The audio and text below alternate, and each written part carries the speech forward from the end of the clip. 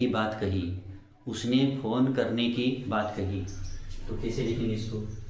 उसने फ़ोन करने की बात कही तो शी टॉक्ड शी टॉक्ड। अब वैसे टॉक के साथ में टू का प्रयोग करते हैं अगर व्यक्ति होता है, ठीक है ना।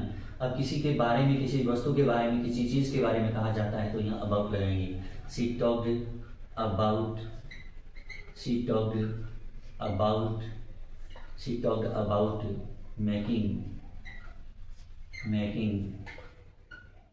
ए कॉल। उसने फ़ोन करने की बात की, उसने कॉल करने की बात कही। She talked about making a call. उसने कॉल करने की बात कही। तो यहाँ अबाउट का हमने प्रयोग किया है।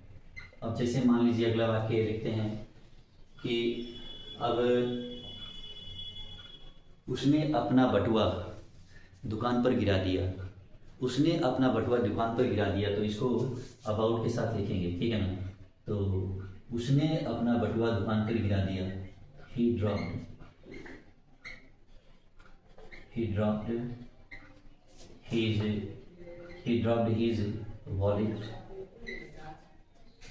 his wallet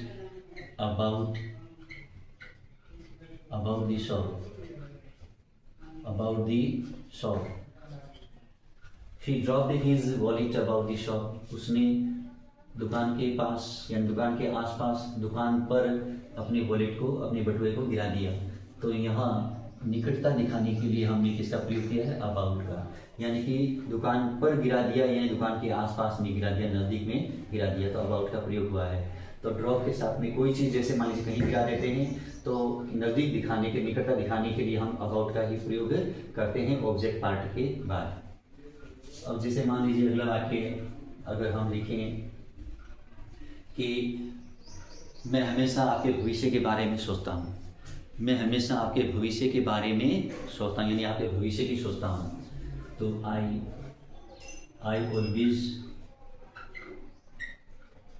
always think. अब थिंक के साथ में जो है अबाउट का प्रयोग करें। थिंक ऑफ भी होता है अगर थिंक ऑफ करना है तो कोई वस्तु आएगा, ठीक है ना। मैं आपके भविष्य के बारे में सोचता हूँ तो इसमें वस्तु भी आ सकता है, व्यक्ति भी आ सकता है, ठीक है ना। तो I always think about your